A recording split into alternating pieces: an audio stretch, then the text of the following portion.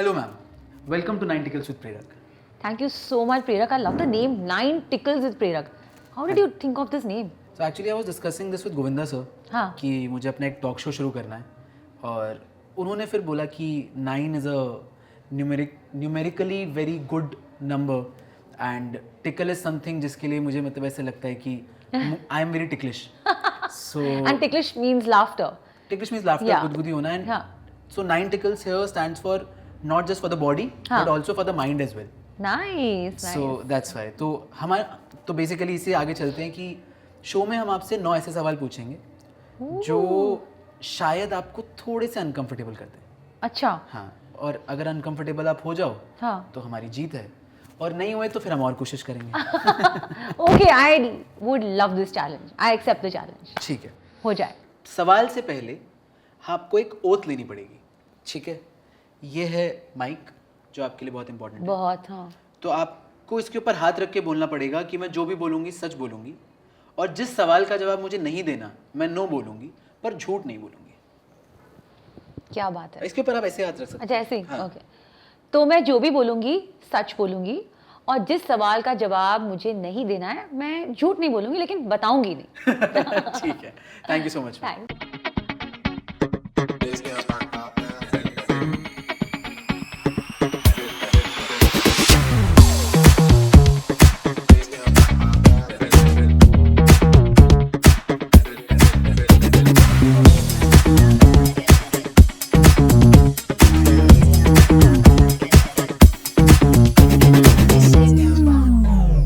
ठीक है, हो जाए.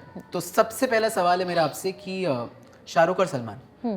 ओह Shahrukh. Why? He is very classy. He is very articulate. वो बोलते बहुत अच्छा है and I think his knowledge is immense. I think more than I mean, of course, he's an amazing actor, but I think he's got so much knowledge, and I think he's the perfect fit for a TEDx speaker. हाँ, उन्होंने किया भी है. उन्होंने किया भी है. जी. उनके motivational talks, I love watching his interviews. You must interview him. I'm telling you. आप उनको बोल दो प्लीज. नहीं मेरी पूरी आपके लिए दुआ है that he should be on your show next. Because you know a little thing which I normally take back things whenever I listen to interviews.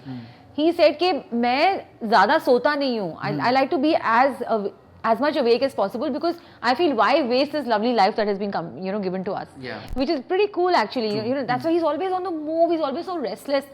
And I think he advocates restlessness and I'm also a very restless soul. तो मुझे बहुत I relate to him a lot. तो आप मिले उनसे?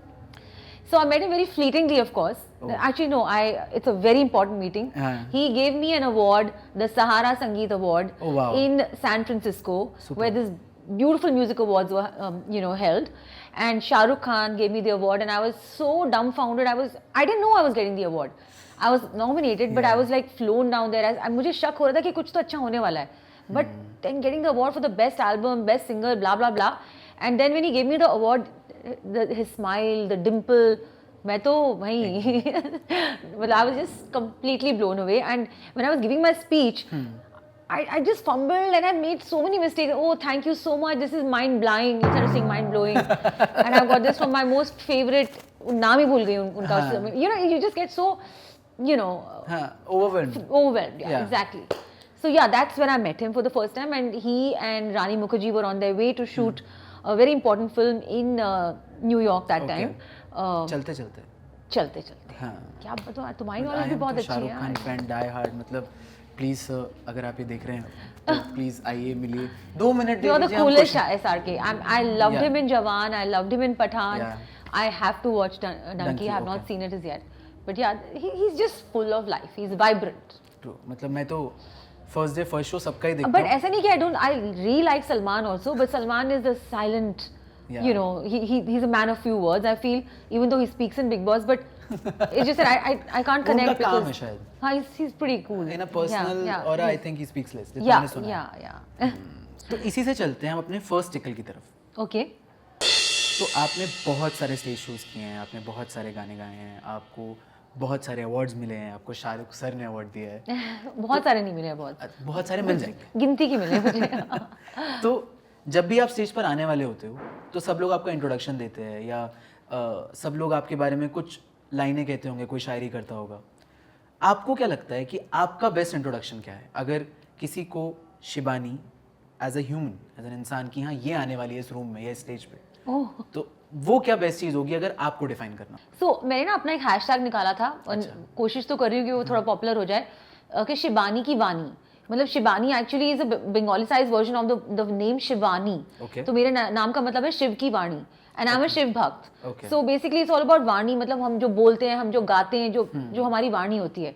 सो अगर कोई एक बोल दे कि शिबानी की वाणी जो है वो है बहुत समथिंग, उसका तकिया कलाम बना दे या कुछ उसके साथ पोएटिक कर दे, so that would be great. अभी तक वो ऐसा हुआ नहीं है, but of course people have said the same thing, melody queen, singing sensation, blah blah blah, इस टाइप की चीजें।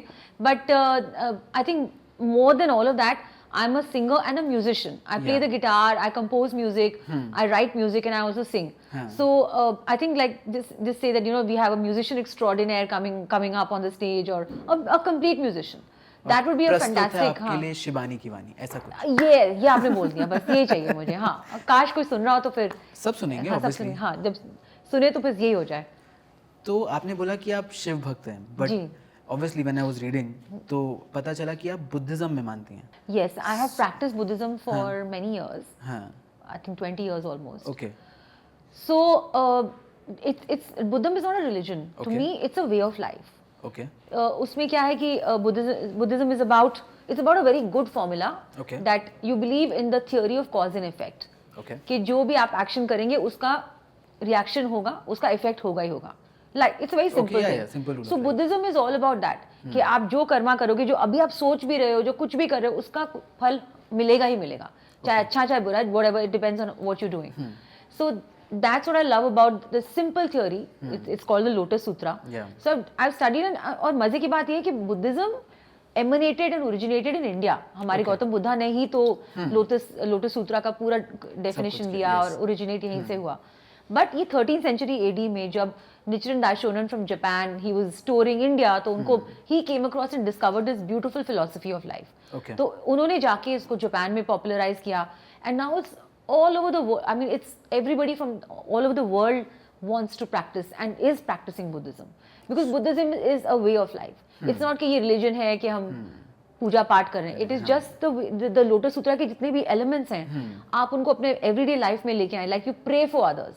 When you pray for someone else, आपको भी उसका फल मिलता है. So it teaches you not to be selfish. It teaches you to think about others. But when you think about, जैसे when they say that आप अपने अच्छे कर्म करते जाओ and then आपको कहीं ना कहीं से तो आपको मिलेगा फल.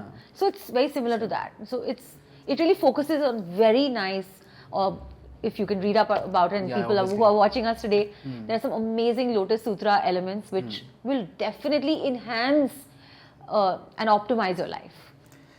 तो बहुत ही इम्पोर्टेंट सवाल आया इसी से मुझे कि what do you think about religious practices happening today in India, कि क्या हो रहा है इंडिया में?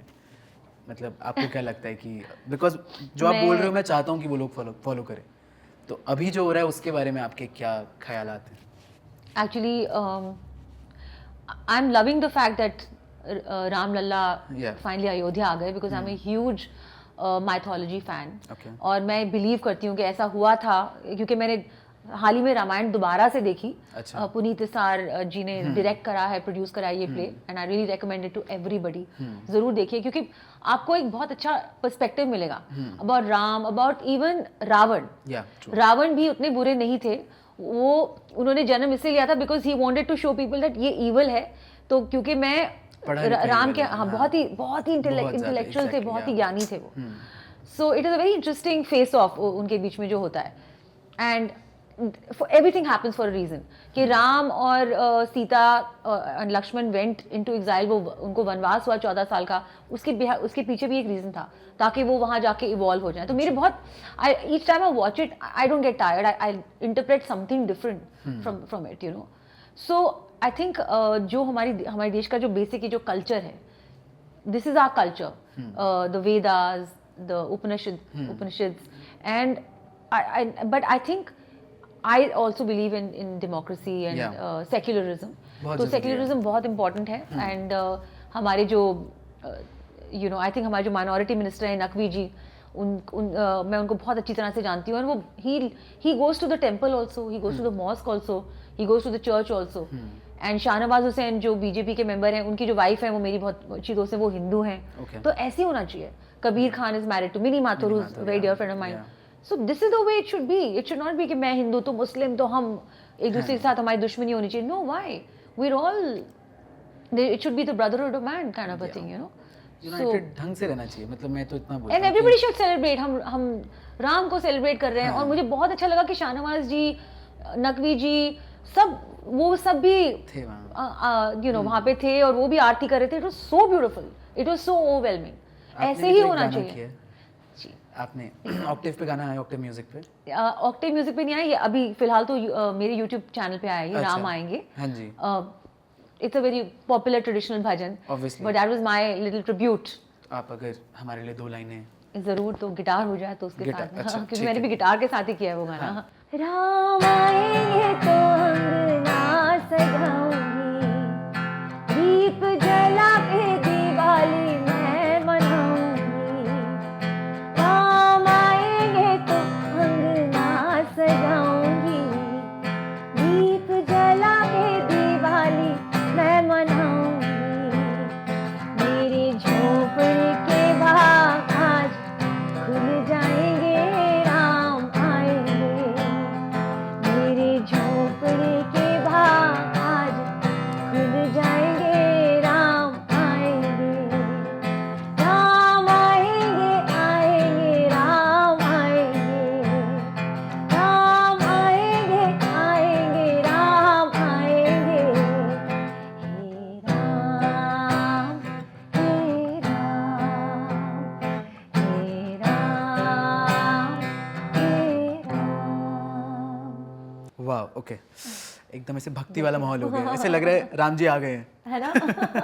और ऐसे होता है, पता है, जो मेरी दादी, तो वो जब भी लाइफ में, मतलब पूरे दिन अगर 24 घंटे में वो आई थिंक 4000 बार जय श्री राम जय श्री कृष्णा करती हैं, तो वो बोलती है ना, तो ऐसे लगता है कि वो है कोई आसपास जो आपकी देख रेख कर रहा है. आपने एक बात नोटिस की कि पुराने ज़माने में हमारे दादी दादा नानी नाना सब लोग एक दूसरे को कैसे ग्रीट करते थे? राम राम बोलते थे. राम राम. मेरे पापा आज भी बोलते हैं. अब बोलते हैं हे व्हाट्सअप. नहीं, बट हमेशा से हमारी संस्कृति में ये रहा है कि राम राम. मेरे एक फ्रेंड है अनुराग बत्रा, तो वो हमेशा ही ग्रीट्स में अभी भी ऐसे ही, राम राम कैसे हो. सो आई थिंक दैट वो हमारी है संस्कृति. तो चलते हैं अपने नेक्स्ट टिकल की तरफ. जरूर. तो आपकी लाइफ की फर्स्ट अचीवमेंट क्या थी बिफोर म्यूजिक? मतलब ऑब्वियसली इन म्यूजिक भी हो सकता है, but before getting the stardom, before performing, आपकी लाइफ की फर्स्ट अचीवमेंट. लाइफ की मतलब जब आपको पता है कि हाँ यार कुछ अचीव कर लिया जब आप छोटे थे. अच्छा, दैट ओके. तो स्कूल में ही थी ना ऑब्वियसली. तो मैं स्कूल में बहुत ही पढ़ाकू होती थी, एकेडमिकली ओरिएंटेड होती थी, like studious, like book worm होती थी. मोटे मोटे चश्मे, छोटे छोटे बाल, kind of thing. You wouldn't have recognized me if you see my pictures of that time. So हाँ, मेरी अचीवमेंट ये थी कि मैं 3 years in a row I won, like I became a scholar in school, और फिर मुझे gold medal मिला स्कूल में. और मैं मतलब हर 3 साल में I used to come first in my class and all the sections also. Wow. तो मतलब मैं बहुत ज़्यादा टॉपर टाइप थी. अच्छा. तो ये मेरी सबसे ज़्यादा अचीवमेंट थी, बिकॉज मुझे I come from a very academically oriented family. My mother is an educationist. My late father, he's from the army. So बहुत मतलब पढ़ाई को बहुत ज़्यादा तवज्जो दिया जाता है हमारी फैमिली में. So I was really into studies. तो मेरी यही अचीवमेंट थी कि भाई फर्स्ट आना है क्लास में, और फिर आते फिर मैं गोल्ड मेडलिस्ट बन गई. So I was, you know, I was a house captain, I was a head girl, पता नहीं क्या क्या. So बहुत सारी रिस्पॉन्सिबिलिटी होती थी मेरे को. तो क्या ये हाउस कैप्टन, हेड गर्ल, ये आगे जाके लाइफ में हेल्प करता है? मैं भी मतलब, क्योंकि ये जो आपने बोला ना, ये सब मैं बन चुका हूँ. ये लीडरशिप क्वालिटीज होती हैं. तो अच्छा, एक दिन मैं भी लीडर बन सकता हूँ देश का.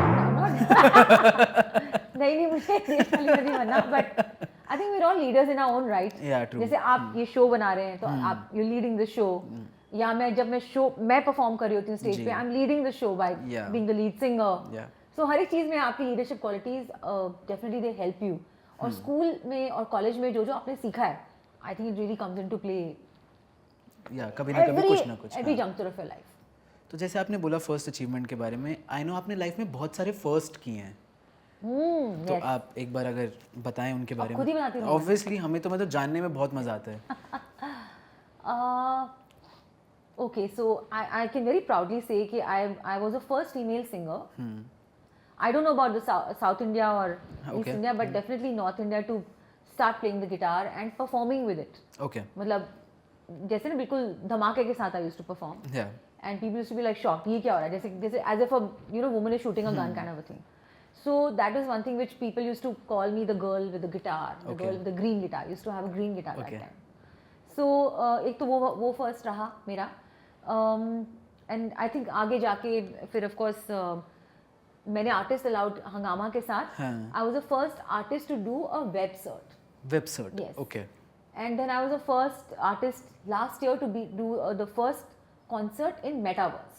उसके बाद बहुत सारे आर्टिस्ट ने किया है मेटावर्स में, लेकिन इंडिया में as the first Indian artist to do metaverse. And I think the news became a huge news item.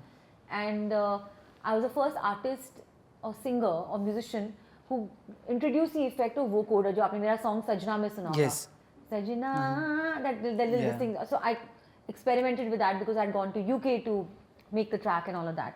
So मैंने कुछ इस टाइप की इंटरेस्टिंग चीज़ें करी. I was the first artist और द फर्स्ट सिंगर जिसने बॉलीवुड में पहली बार फिल्म में, मतलब एक किसी फिल्म में पिक्चराइज किया होगा गाना मेरे ऊपर. लाइक सिंगर्स के ऊपर गाने पिक्चराइज नॉर्मली नहीं किए जाते थे, but I think me and Kailash Kher were the first artist जिनके ऊपर गाना पिक्चराइज किया गया और उसके बाद ये ट्रेंड सा बन गया. So we were trend setters of sorts. हाँ, आपने सारे ट्रेंड सेट किए. मतलब मैं तो कह रहा हूँ all India radio. Oh yes, that jingle I sang. या तो वो भी आपसे ही स्टार्ट हुआ था I think. Oh my gosh, how I forgot that. I know. So with the advent of FM stereo radio in India, तो मेरी आवाज से in a way launch हुआ था. Not that मैंने launch किया था, लेकिन हाँ मैंने वो signature tune गाई थी. तो ट्रेंड सेटर ही हो गए. फिर आपने अन्ना हजारे मोमेंट पे गाया. Oh yes, and I think मैंने अब तो बहुत I'm glad कि बहुत सारे लोग cause oriented songs बनाते हैं, but मैंने ड्रिंकिंग ड्राइविंग के ऊपर सॉन्ग बनाया है, एंटी ड्रिंकिंग ड्राइविंग के ऊपर. मैंने विमेन एम्पावरमेंट के ऊपर सॉन्ग बनाया है. So I always like to make song with message. जैसे कि मैंने गाना बनाया था अलविदा जब 26/11 हुआ था. I lost a very very very dear friend in that. So मुझे एकदम से it shook me. So I thought कि my god this we have to raise our voice against terrorism. So I made this song Alvida जिसमें at least 50 Indian actors ने participate किया था, including Mona Singh, Sharad Kelkar. In the video या if you see the video everyone is there. तो अगर हम 2 line जरूर guitar आपको फिर वो लाना पड़ेगा. हमारी प्रोडक्शन वैल्यू बहुत ज़्यादा बढ़ रही है.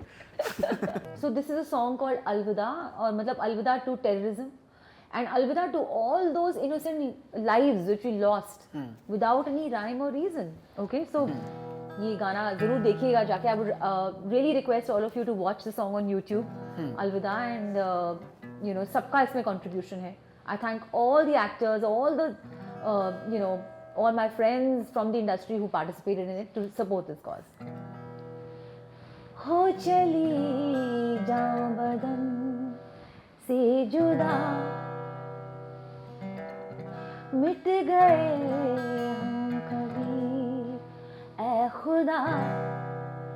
अलविदा अलविदा अलविदा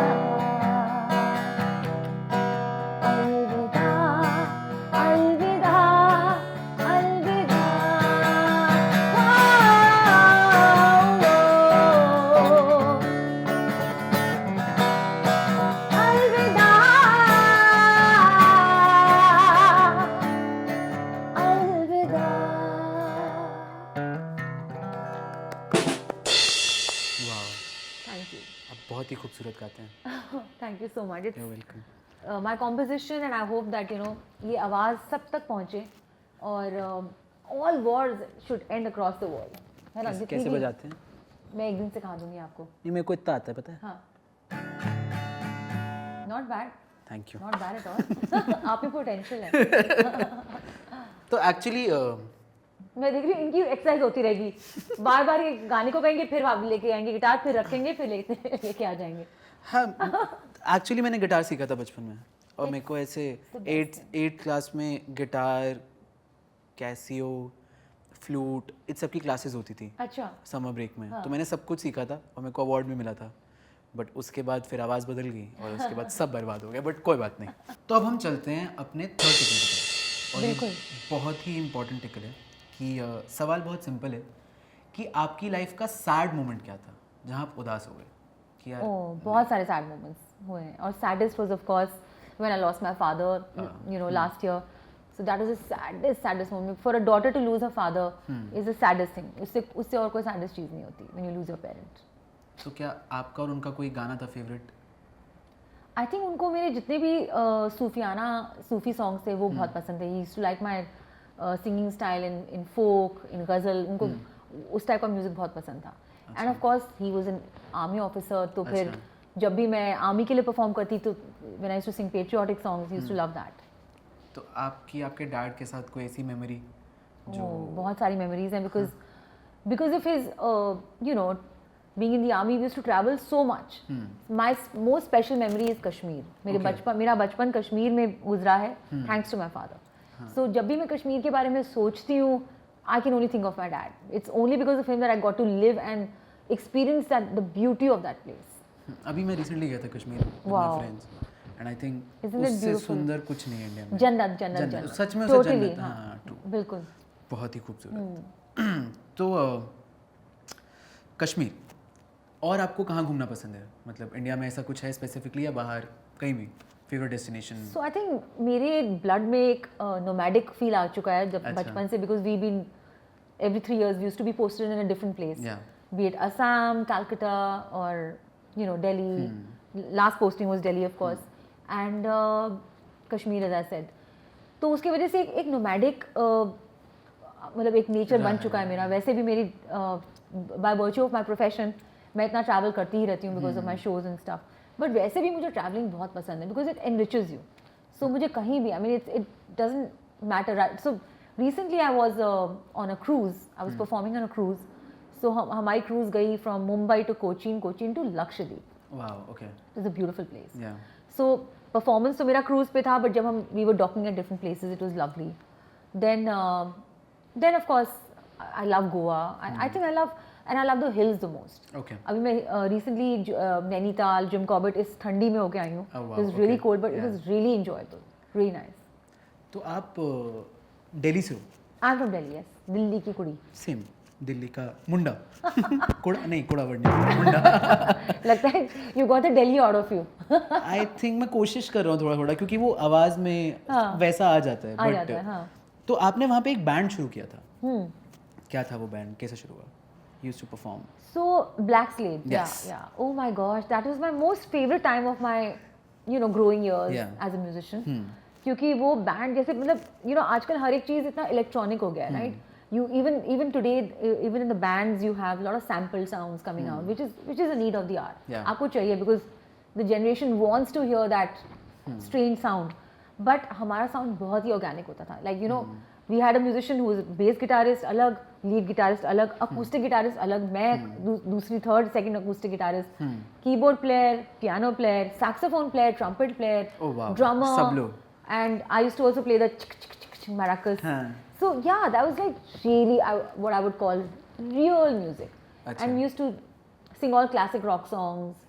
And I think that is the best way for me to develop the whole art of performing live.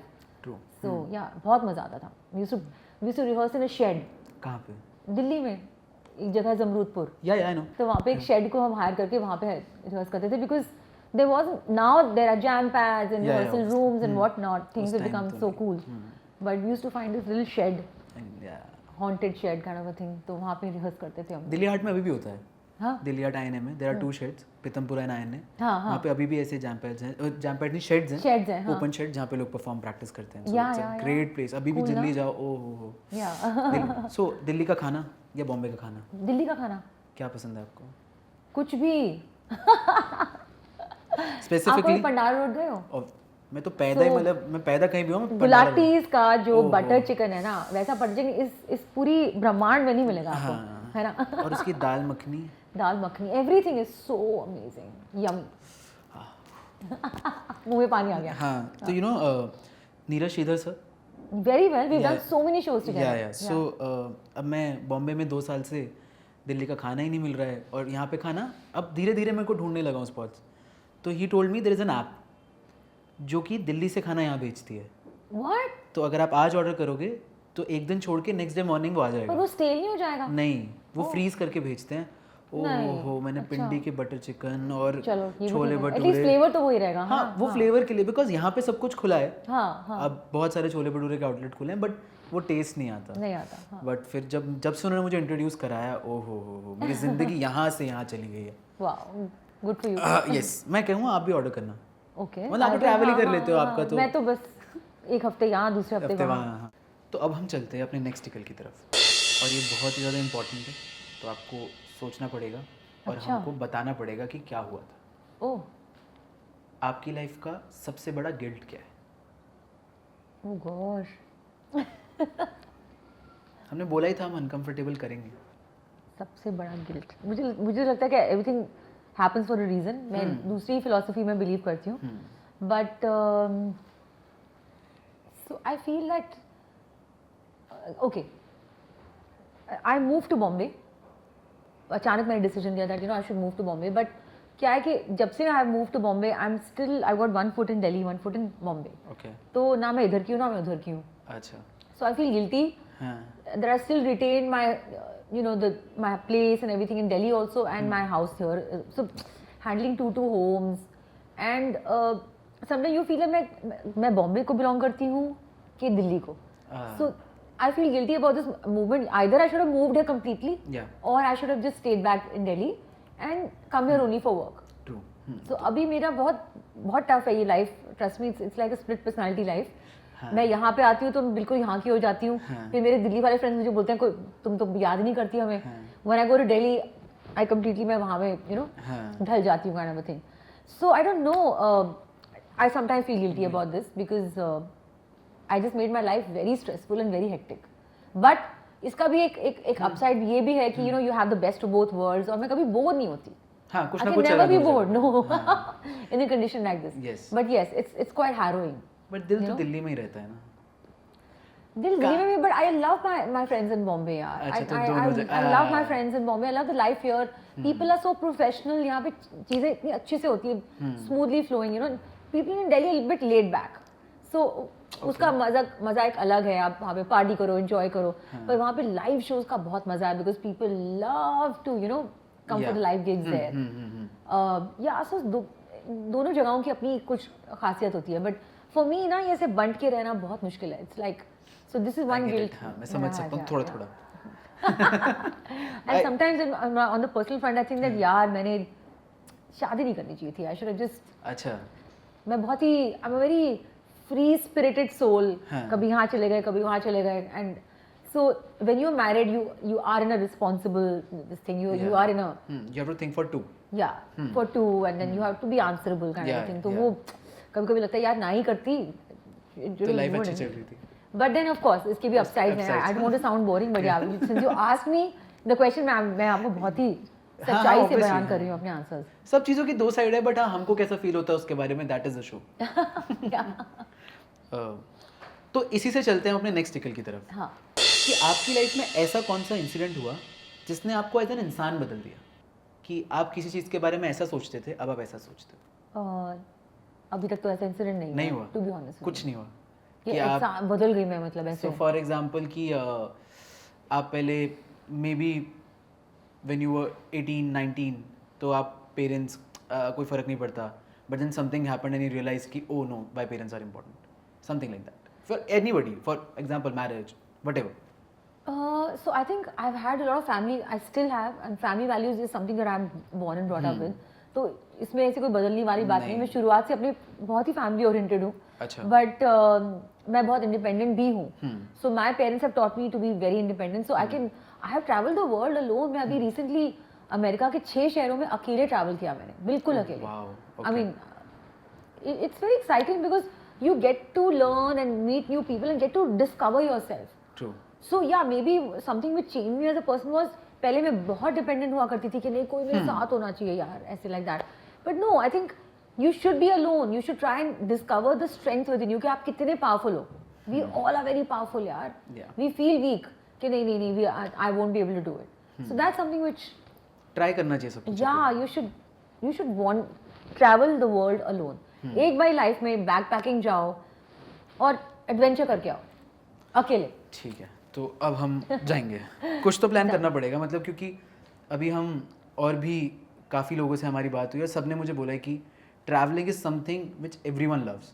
Everybody. Yes, and I think मेरे को भी वो करना चाहिए। चाहे ट्रेन में हो, चाहे सब कार चीज़ों में में। हो, चाहे पैदल ट्रैवल कर रहे हो, या चाहे आप फ्लाइट में हो, या चाहे शायद शिप पे हो। Ship पे हो, अभी ऑफ लेट में शिप पे 4 सेलिंग्स करी है, and I fall in love with the seas, with the water. जब आप सी पे होते हो 6-6, 7-7 दिन, और आपको इट बिकम्स टाइमलेस। वक्त जो है ना एकदम थम सा जाता है, and then when you back on land suddenly life becomes like this, you know, and when you are on the sea it's like a wave, literally like a wave, and you just floating. It's like इससे ही मेरा एक और next tackle है हाँ। कि क्या जो लोग ट्रैवलर्स होते हैं वो लाइफ में हर चीज़ से भागते हैं, हर सिचुएशन, हर फीलिंग से?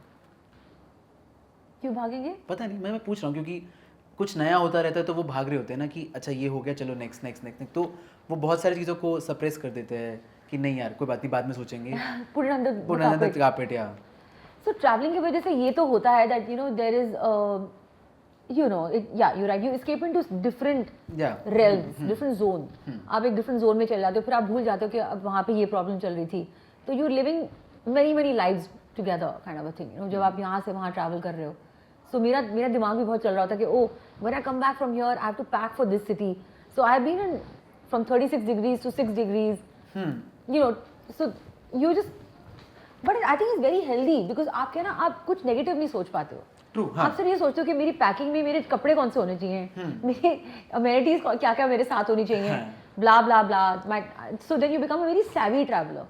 पिछली बार ये रह गया था, इस बार ये लेके Yeah, जाओ। exactly. So I think ऐसे लोग बड़े अच्छे होते हैं, बड़े हेल्दी होते हैं, because then they don't they never think negatively.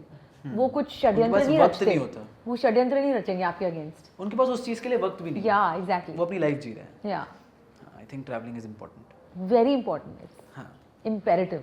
तो शिबानी की वाणी में ये कहना चाहेंगे हम, ट्रैवलिंग इज इम्पोर्टेंट। Yeah. तो इससे ही हम अपने नेक्स्ट टिकल पे चलते हैं। आपकी लाइफ का हीरो कौन? Of course, my father. Why? A man who served the nation, okay. or I'm very patriotic. अच्छा। So not only that, and then also he was a wonderful teacher. तो जितनी भी मेरी हिस्ट्री, माइथोलॉजिकल हिस्ट्री है, सब कुछ उन्होंने मुझे सिखाई है, और मैथ्स भी। Okay. So definitely he is my hero. So you were selected as one of the Navratnas, उसके बारे में बताइए। I really want to know क्या होता है वो। सो नवरत्न ऑफ द स्वच्छ भारत अभियान। Okay. उस समय मैंने बीजेपी ज्वाइन किया था as a to launch the youth membership drive. So वो बहुत इंटरेस्टिंग टाइम था, एंड हमें सबको एक टास्क दिया गया था, हम 9 नवरत्नस को, कि आप क्या करेंगे जिसके वजह से हमारा जो देश है और स्वच्छ हो जाएगा और क्लीन हो जाएगा। अच्छा। So I came up with an idea कि हम let's create dustbin for the car, for cars, for mobiles, for 2 wheelers, because लोगों की आदत होती है कि वो गाड़ी में बैठ के ऑरेंज पील कर रहे होते हैं और पील बाहर फेंक देते हैं। देखो दैट बाहर डस्टबिन है, ये सही है, बट एक्चुअली वो बाहर डस्टबिन है, बट दैट्स नॉट करेक्ट। सो अगर आप जितने डस्टबिन का एक्सेस रखेंगे, whenever we out, if we have something trash in our hand, we're looking for a dustbin. Dustbins should be visibly sited in public places. इतने सारे होने चाहिए that people should just go and put the trash there. तो ये मेरा एक वो था। इसमें भी आप ट्रेंड सेटर थे। Not really. अभी भी मैं struggle कर रही हूँ। हाँ, हमने किया। We did manage to get some dustbins going. Yeah, obviously. मतलब मेरी कार में 2 हैं, तो क्या वो हम नहीं दिए थे। पर अच्छा है, देश के लिए करना चाहिए। आई थिंक सब लोग नहीं कर रहे, सब लोग अपने लिए जीना शुरू कर चुके हैं, एंड वो मेरे को भी लगता है कि जैसे एक चीज़ है, ऐसे बहुत सारी चीज़ों करने की ज़रूरत है, एंड आई होप लोग करें, बट नेवरदलेस सबका वक्त अपने आप आएगा। जी। आपका हार्ट क्या फील कर रहा है इन लास्ट 5-10 ईयर्स और नाउ? किस स्पेस में हो आप इन लाइफ, क्या चल रहा है? सो फर्स्टली तो I am in lot of gratitude, because covid में जो हुआ, जो हमने देखा, और हम we are alive and we are sitting on your sofa and we are being, you are interviewing me in your Preraks show 9 tickles. तो कभी सोचा भी नहीं था कि हम यहाँ तक सर्वाइव करके, there would be a new boom which would come. तो I think that gratitude is there कि we are there and we are fine, we are healthy, we are alive, and we are you know, we're prospering and flourishing and progressing. So that's one thing which I felt, and also to give my health as the priority, number one. Pehle I used to think that only career and only wealth and only, you know, all those other things which are material Roti, or whatever. kapda, makan. Yeah. But I think right now, I mean, after this, health is the most important. उसके बाद आप once you're healthy, you can do anything. Super. तो इससे एक बहुत important सवाल पे चलते हैं कि क्या अचीव करना रह गया है. बहुत कुछ यार. बताओ मैं बहुत लालची हूँ. अच्छा, होना चाहिए. आई थिंक अपने ड्रीम्स के लिए तो लालची होना बनता है, तभी तो मिलेंगे. Yeah, I know, but I think I just feel that, oh no, what next? हाँ. But yes, there's a lot. I think like it's been a while since I had my last Bollywood hit song, and I think हमारी जो industry है, Bollywood is so huge. When you go abroad, when you go to the US or you go to Uzbekistan or any part of the world, सब लोग आपको बोलते हैं, अच्छा, you're from India, Shahrukh Khan, Amitabh Bachchan. So everyone relates to Bollywood only. So it's amazing, you know, हम Bollywood को बहुत underrate करते हैं. बहुत बड़ा है भाई Bollywood. बहुत ज़्यादा. उनकी movies, हमारा music. So the fact that I have a few hits from Bollywood now, I'm trying my best to bring out my next big hit song. Working towards it. Yes. नहीं क्या ये आएगा touch. बहुत बढ़िया. तो अब हम चलते हैं अपने लास्ट सवाल की तरफ. ठीक है. पता नहीं चला सवाल हो भी गए. मैं अच्छा करता हूँ शायद. Absolutely. Thank you. तो जो मैं सवाल पूछने वाला हूँ, मैं बिल्कुल नहीं चाहता ऐसा हो, और टचवुड, बट सवाल है कि अगर मान लीजिए कि कल आप ना रहो एंड आपके ऊपर एक किताब लिखी जाए, आपके ऊपर एक फिल्म बने, तो उसका टाइटल क्या होना चाहिए? वाओ यार, I would want that to happen. हाँ, तो उसका टाइटल बता के जाओ ना. अगर जाओ मत, मतलब अगर मैं नहीं हूँ ऐसा, आई एम स्टिल सेइंग. हाँ. I don't know. I guess it's उसका टाइटल क्या होना चाहिए? मेरे पास तो है, मैं पर बताऊंगा नहीं अभी. बता दो. पहले आप बताओ. So the journey of a musical diva, but वो इंग्लिश हो जाता है ना, थोड़ा हमको इंडियन रखना चाहिए. शिबानी किवानी. अरे इंटेलिजेंट. यस. वो बहुत अच्छा है, मेरे दिमाग में स्टक कर गया. I think it's a good hashtag. तो आप अपने शो में इसको यूज करना, हैशटैग शिबानी किवानी. और अगर अगली बार मैं कभी भी कोई female lead protagonist singer musician की कहानी लिखूंगा, तो उसका नाम शिबानी रखूंगा. So sweet. तो हम चलते हैं अपने लास्ट सेगमेंट की तरफ, और ये बहुत इंपॉर्टेंट सेगमेंट है जिसका मतलब है बेयर मिनिमम. अच्छा. जिसका नाम है बेयर मिनिमम और जिसका मतलब है कम से कम. कम से कम. हाँ. तो हमारी ऑडियंस, हाँ. आपके फैंस, आपके ऑडियंस को बस एक ये चीज़ सिखानी है कि कम से कम, या तो फैमिली या रिलीजन या लाइफ या फ्रेंड्स, किसी भी एक चीज़ के लिए कम से कम इतना कर लो. हाँ. तो वो आपको अपनी ऑडियंस को बताना है. कम से कम किसी भी चीज़ के लिए. सो ओनली वन थिंग और I can talk about everything? आपकी मर्जी, कि कम से कम इतना कर लो. फर्स्टली यार, I would say your parents या and your family, वो सबसे, I mean, they are like gods for us. You know, they have given us birth and they have brought us up and they made us what we are today. तो कम से कम उनके लिए वक्त निकालना, उनके care में वक्त निकालना बहुत इम्पॉर्टेंट है.